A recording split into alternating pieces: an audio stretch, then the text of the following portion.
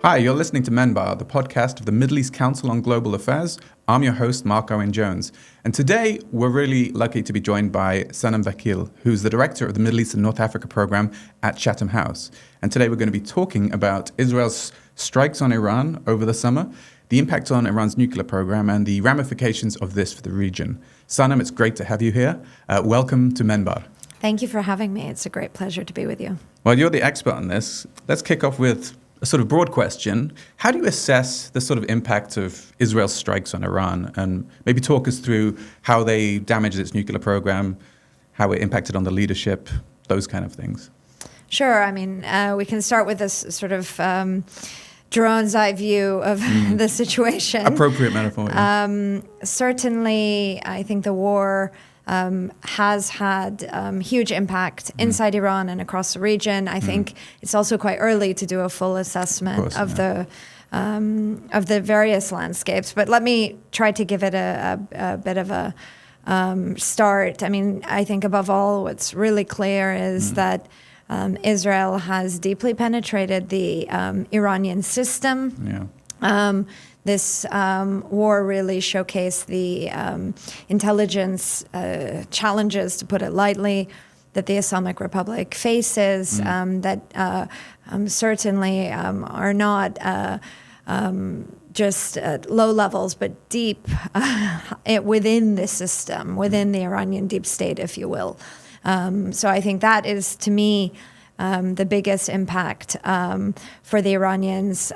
Obviously, Israel has inflicted serious military damage on Iran. This is in the lead up to the bombing, like on its, for example, air defenses. Yes, but also I think really exposed Iran's military weaknesses, which I personally wasn't surprised by. Right. But, you know, over the past decade, if not two, Iran has been projecting power in the region. And I think that the projection of that power was built on these assumptions that have proven to be, you know, very brittle. So like one of those assumptions might be, because I think it's an interesting point of, there was an unknown, like people sort of thought, you know, they have these sophisticated S-400s or was it S-300 Russian air defense missiles, and they would be potentially capable of shooting down Israeli planes, but that didn't happen. Is that one of the aspects that you sort of mean? One of the aspects. Yeah. I think other aspects are that, that the so-called axis of resistance was able to provide a buffer to protect the Iranian state. Yeah. I think, you know, add to that expectation that the axis of resistance would operate or coordinate in various ways over the past 2 years that perhaps it hasn't. There was a lot of expectation. Right. And then, of course, I think from the Israeli side, to me, it was no surprise that Israel had the sort of operational dominance. Right. It's long had a quantitative military edge. And certainly since October 7th, it is rewriting its security doctrine, addressing its threats in a much more aggressive way. You know, the jury is out on what the landscape will look like if and when, the various wars are over. But I think for Iran, it has and always been the weaker party. But what Iran has tried to accomplish over the past decades is through bluster, effectively. And it has lost its deterrence. You know, its forward defense is certainly in disarray. But, you know, looking beyond these real clear setbacks, I think there are other assessments, you know, I can draw upon beyond the military ones. Sure. Clearly, I think the Israeli system was looking maybe not to inflict regime change on Iran, but to force some sort of uprising or collapse of the institutions and structure within the system, and that certainly did not happen. No. I think what has been a consistent misunderstanding of the Iranian system is that it's highly institutionalized, not personalized. And despite the intelligence failures and the taking out of the highest echelons of the military and security leadership. After a few days, there was a recovery and a rebound effect. And the institutions, proved to be resilient. So I think that's another takeaway that is, perhaps for the Islamic Republic more positive. There is then, of course, the impact of, I wouldn't say support for the Islamic Republic, but nor would I characterize it as a, quote unquote, rally around the flag effect, but the internal response to the war, which was very nationalistic. Right. I think that also, punctured a lot of these assumptions that are, unfortunately too zero-sum about the nuances of state and society and legitimacy, and, expose a lot more complexity about these dynamics in Iran. But to me, that's what, and absolutely, I agree with that. But there seems to be a paradox of this. Simultaneously, Iran is so penetrated, or this attack revealed that Iran's military, at least, was very penetrated by Israel. But these assumptions about Iranian society and the potential reactions seem to be misguided, right? Were Israel expecting something more to happen amongst Iranians after the strikes? And if so, doesn't that show that there's still a level of ignorance maybe about the institutions or Iran itself?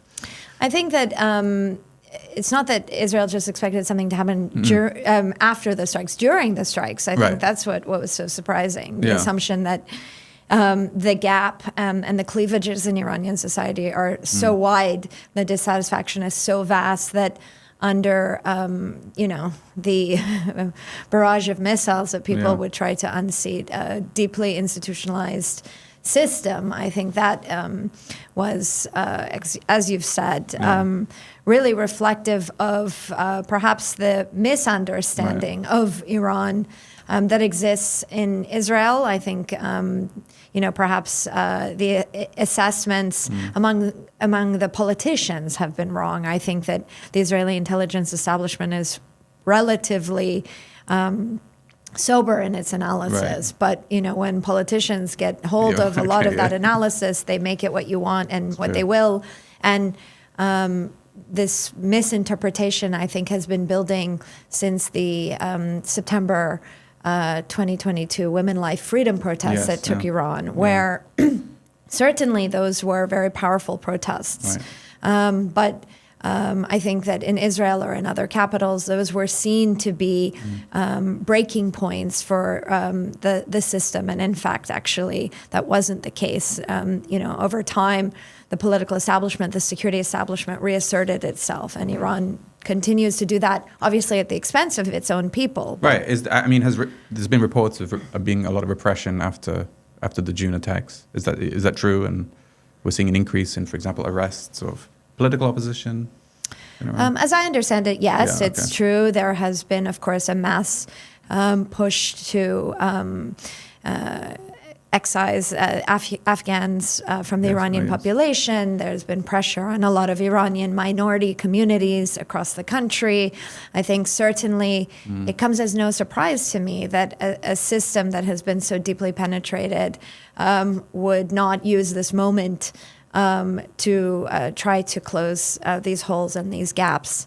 Interestingly, immediately there was a bill put through Parliament that would crack down on social media use, that would try to control that kind of exert social control. And that didn't go through, though, at the same time. That's quite interesting. The president, Pezeshkian, I think, understands the sensitivities of this moment, perhaps didn't want to lose the momentum of greater national unity, which shouldn't be conflated with greater regime support. But nevertheless, I think that there are nuances that need to be picked apart. And really what we have to be careful with is to avoid these sort of zero-sum interpretations of strategic gains and losses, and understand that the assessment is much more nuanced. Okay. Just to go back a bit, it might be useful. Why do you think Israel chose to attack Iran in June? Was it just the sort of inevitable result of having degraded, Hezbollah to such a degree and seeing regime change in Syria? Or was it more, for example, the fact that, there were discontent in Israel at Trump negotiating with Iran unilaterally. I mean, do you have any idea of why they chose to attack when they did? I think it was always coming. Right. After October 7th, the Israeli leadership, Netanyahu himself, has been saying that Israel is facing a seven-fronted war. And if you go through the various fronts from Lebanon to Syria to Yemen to the West Bank to Gaza, Iran, Iraq, Iran was always on the hit list. Yeah. And I think that the Israeli leadership, the security and defense establishment had been planning for this operation for quite some time, and sequencing it very carefully, perhaps after the strike against the Lebanese, as well as senior leadership, for example. Perhaps capitalizing on what took place in Syria. It was nicely sequenced, but I think that there was some justification to waiting until June, trying to pressure President Trump, working the American system. I don't think it's one factor on its own. No. And the IAEA report against Iran, the growing sort of frustration that Iran was playing for time and dragging its feet in the nuclear negotiations was, perhaps a window that Israel very much exploited. Yeah. I think the jury is still out on, of course, how this is going to evolve. It's not necessarily going to end. No, I mean, we can talk as well about the nuclear program in terms of the future a bit later, but I mean, what's your assessment? What do we know much more now about the damage or the extent of the damage to Iran's nuclear program? Because there was disagreement about the extent of that damage, and depending on who was saying it, right? Yes. Do we know how much was damaged? I can't say that I know with great confidence. I'm sort of listening to the add to the list of other people who don't know, which is everyone, right? Well, anyone who says they know is lying. Yes, I would like to read what they're reading. Right. But I mean, I'm going to take the U.S. intelligence establishment at face value, but understand that this is a political issue for the United States, for President Trump, but also a political issue for Iran. And interestingly, I think the Iranian strategy of suggesting that President Trump was indeed successful is an interesting one. Was that throwing him a bone? Or? Well, no, I don't think it's throwing him a bone, but they want to obviously stave off further attacks. Right, so, playing into this sort of narrative that the U.S. got the job done and seriously set back Iran's nuclear program. I think feeding Trump's ego, like a lot of people. Yeah, well, and maybe it's an ego boost, but actually, I think this is, more tactical. Is what we're seeing play out. Right, but I mean, but if, for example, Israeli intelligence or U.S. intelligence actually believed that there wasn't significant damage, because the assessment did change, there was this debate, it would imply that there might be another strike. I know there's a ceasefire now, right, which is one of the things we want to talk about. I mean, is that fragile? I mean, presumably it depends on, again, who perceives Iran as having a potentially viable nuclear program or being able to create a nuclear bomb in a very short amount of time. Well, I think it's fragile. All ceasefires are fragile unless they are followed up by a political negotiation and a settlement process. So, in absence of that, we are in a very fragile moment. Certainly, I think there is a risk for another round. I think the Iranians are calculating that. I think they very much expected, actually, a strike. They just didn't get the timing of that strike right. And that's why the assassinations were so successful, if you will. But, back to your question, where is the nuclear program? I think it's heavily monitored and surveilled right now from the skies. And both the U.S. and the Israelis are carefully watching to make sure nothing moves in and out of Fordo, nothing is disrupted.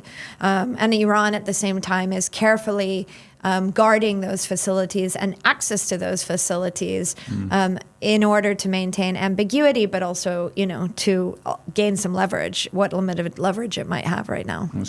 Strategic ambiguity. Now, I mean, it's interesting, a few months before the attack, I was doing a podcast asking about how the potential threats against Iran might actually impact on its nuclear program? Could it lead to them accelerating it to get the deterrent or slow it down?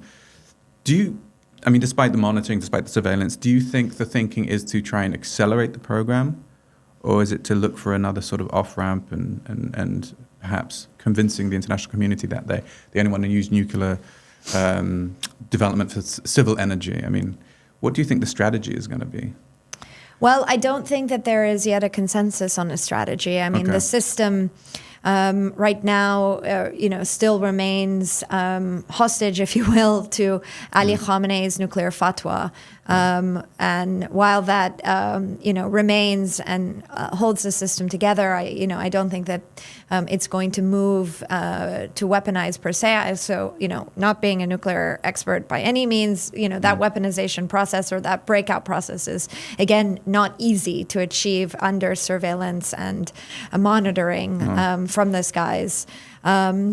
So I think it's far too early to say. We're very early on in an escalation, as well as perhaps negotiation leverage building process between Iran, the US, the E3, and the broader international community. And I think breaking out or weaponizing is by no means in Iran's interest right now. It still needs to think about.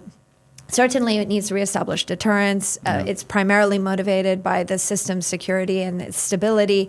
But in order to, I think, preserve and maintain the long-term legitimacy and viability of the system, that has to come through return to economic development, economic growth, and that requires sanctions relief. And that is very much tied up in the nuclear program. So rapid acceleration of that program is not going to address those urgent needs. So, do you think the Iranian regime then will be concerned about sort of the European leaders now talking about snapback sanctions and increasing sanctions? Do you think that's going to concern the Iranian regime? Yes, I think it is concerning the system in Iran for a variety of reasons. Snapback will result in the return of a number of UN sanctions on Iran, the system in Iran has worked historically to remove those sanctions, and it's been important for its legitimacy internationally. And I think in the next 3+ weeks, we will see some effort at negotiating an off-ramp or a temporary solution to stave off or delay snapback. But on the other hand, economic analysis indicates that snapback on its own isn't going to deeply impair the Iranian economy. That damage has already been done. European countries do not have a huge amount of investment in Iran today. But ultimately this won't be a good outcome. And I think going back to your initial question on the assessment, one of my thinking is that, the broader assessment is that Iran remains, very strategically lonely and isolated. This has been something, Iran has no natural allies in the region. It doesn't have natural partnerships. It's worked to try and create them, I think, through the axis of resistance and, of course, through restoring ties in the region. But, ultimately, this war has really exposed the fragility of Iran's relationships, and the strategic loneliness continues to haunt Iran. You mentioned again sort of it doesn't have any natural allies, and obviously with now the sort of degradation, I wouldn't say destruction of Hezbollah. Does Iran have any significant deterrence now? It's a good question. I would struggle to say so, but I think that Iranians don't see themselves as completely down and out the way, perhaps from the outside we're assessing. They still, of course, have their ballistic missile program and drone program that I'm pretty confident they're doubling down on and investing. They certainly didn't take everything out of the box over those 10 to 12 days. Right, exactly. And held things back. analysts, again, that work on the defense and military capabilities say, obviously their naval capabilities were not brought out, their littoral capabilities. There's much more in the toolkit that could have been used. So my instinct is that from Iran's assessment, it wasn't as bad, and certainly there is more damage to be done. There's more capability to demonstrate, and my thinking is that they're going to double down on their asymmetrical capabilities, and certainly also, when possible, look to rebuild the axis of resistance. That, I think, is an inevitable outcome. Yeah, I mean, Hezbollah still exists in some form, and Iran haven't suggested or indicated that they're going to withdraw support from them, right? Absolutely. Indeed, Iran's newly appointed Secretary of the Supreme National Security Council, Ali Larijani, just visited Beirut and was looking to maintain support for Hezbollah and Hezbollah's role in Lebanon. By no means is this going to be an easy task, and certainly, I can't foresee Hezbollah being able to project power and build its military capabilities in the way it did from after the 2006 war, to October 7th, 2023. It will be a process. And that process is one that Iran leverages through the weaknesses and sort of fragility across the region and, of course, within Lebanon. And so this is why this moment within Lebanon or within other contexts in the region, including in Syria, is so important, because you want to close down those opportunities and find maybe more constructive ways for Iran to be a player in those contexts rather than a spoiler. Yeah, I mean, the constructive way, because you mentioned, no natural allies, but we were seeing some level of rapprochement, again, some level, a modest level of rapprochement between some of the Gulf states and Iran, Saudi Arabia in particular. Maybe in part because, Gulf states realized or potentially thought that they had to become more independent in securing their regional policy, maybe due to these perceptions of U.S. withdrawal. Do you think, and you mentioned there's going to be some talks in the coming weeks, not necessarily with any specific actors, but do you think the Gulf states can play an important role in sort of bringing Iran back into the fold or creating an atmosphere of de-escalation through mediation or negotiating? Because some of those, I think there was talks in Muscat that were cancelled at the time of the attacks, or they were due to happen and they were cancelled.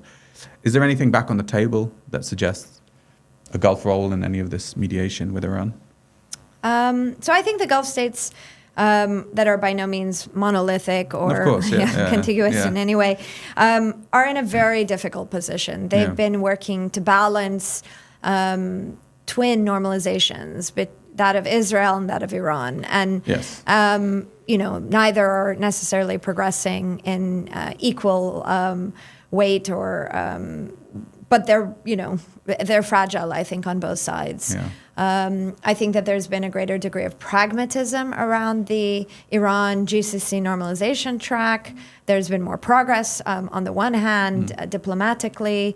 There's been much more engagement. And while the U.S.-Iran nuclear talks were taking place, for example, there was a higher degree of political engagement between Iran and the GCC leaders, with visits and phone calls and updates and all of that taking place. But I think things have very much slowed down since the summer. I think if we go back to President Trump's visit to the Gulf, in May, there was a lot of optimism, a lot of optimism here. You just reminded me. I mean, I'd forgotten about it because so much, stuff to make it as pessimistic as happened since then. Yes, but there was a huge sort of, I think, sense of euphoria across the region of a new relationship with the U.S., new layers and levels of engagement, enhanced Gulf influence in Washington, and I think the war melted a lot of that away. And so we're in this moment of, I think, reevaluation of a lot of relationships, that of bilateral GCC-US ties, intra-GCC dynamics, and Gulf states and Iran. And obviously the strike the missile strike from Iran on Al Udeid air base here in Qatar has had a huge impact. And, we have really seen Gulf states move away from their brokering and mediation, at least in the public domain. And I worry that the Gulf states are sort of receding and very frustrated by their efforts actually in brokering with Iran and the US and the international community on that file, but also on the Palestinian file. I mean, certainly the Saudis are leading an effort at the UN and UNGA for the two-state solution. But this is very delicate and awkward, and I would like to see greater Gulf involvement. I think that they have an urgent interest in playing a bolder role, but we haven't seen that really develop. Yeah, I mean, there's so many unknowns, as you said, and even I think it was today or yesterday, the UAE said that potential annexation of the West Bank would potentially jeopardize the Abraham Accords. So, that dynamic could even shift. Maybe it'd be good now, because we're talking about, I suppose, the Gulf and the Arabian Peninsula, and we talked about Hezbollah, but what about the Houthis? Presumably this, or Iranian support for the Houthis is going to be an important issue for Saudi Arabia in particular, Oman, but other Gulf countries in terms of how they approach Iran and regional security. I think the Houthi dynamic, appears, it's very raw. Obviously, the Israelis are trying to strike and take out as much of the Houthi leadership as possible. I think, Yemen is unfortunately not getting the attention it deserves. I think collectively from the GCC states, but also broadly, it's being outsourced effectively to Israel. As there's limited bandwidth and a lot of challenges. I think it's important to go back to March 2023 and remember the Iran-Saudi rapprochement mediated by the Chinese, and the aim of that agreement was to bring down the temperature and try to build pathways of cooperation in multiple files, including in Yemen. I'm worried that while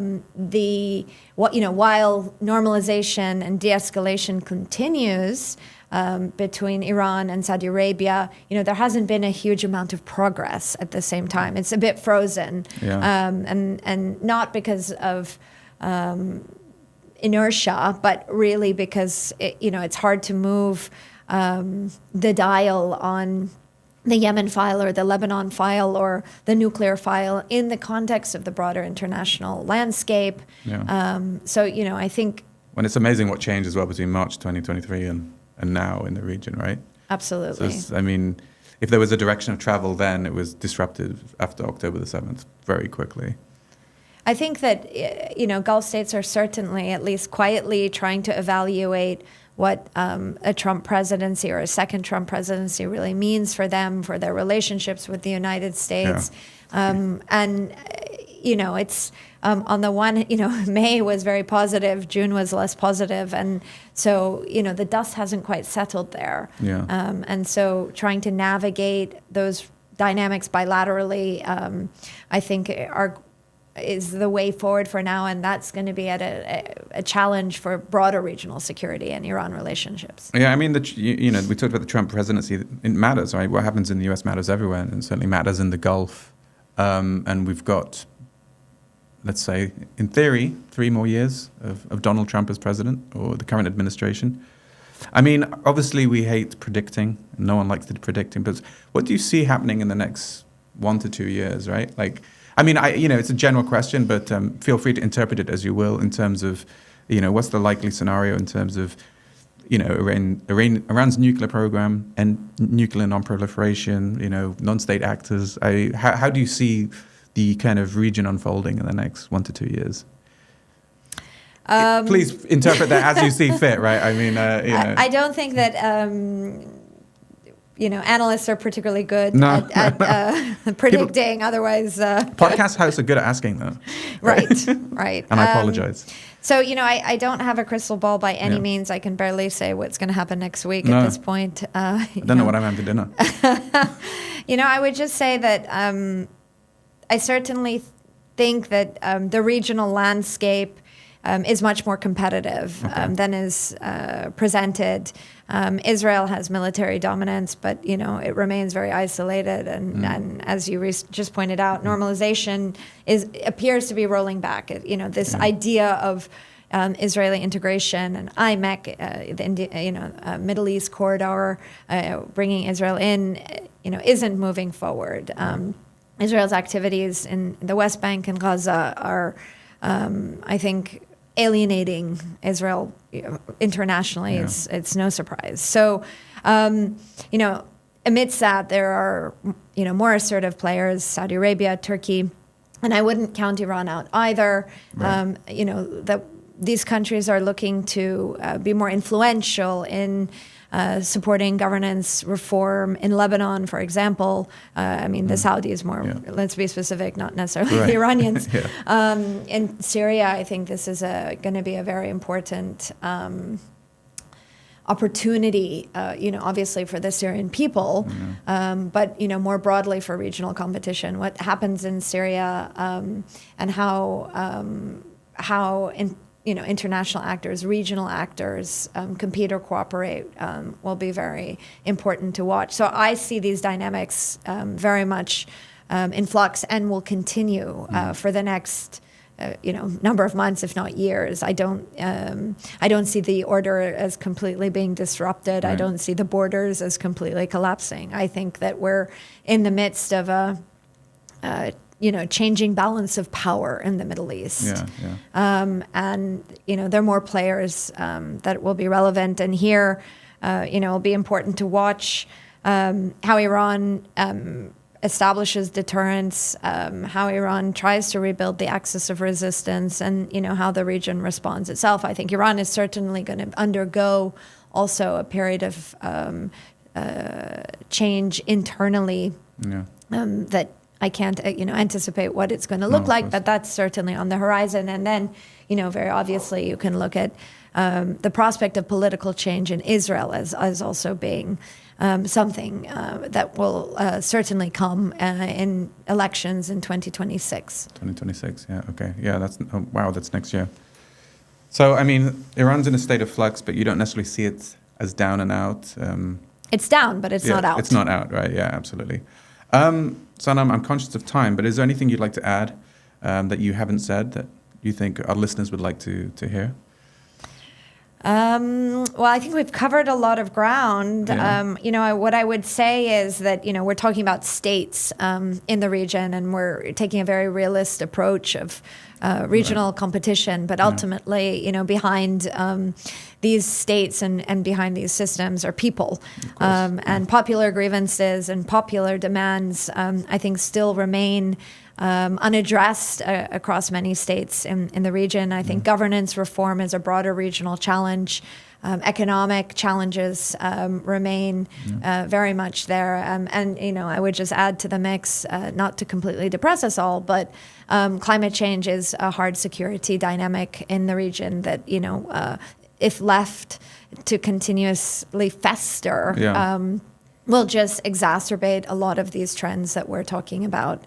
And ultimately, again, it's people that pay the price. I'm glad you mentioned climate change as well, because I think people do overlook that when it comes to security. It's that hard, as you said, realist focus, and not enough people think in terms of critical security approaches to this. Sanam Vakil, it's been a pleasure speaking to you. Thank you so much for joining us, and thank you everyone for listening. You've been listening to MEnbar. I'm your host, Marc Owen Jones. We've had the privilege of listening to Sanam Vakil, who is the director of the Middle East and North Africa program at Chatham House. Please like and subscribe wherever you get your podcasts.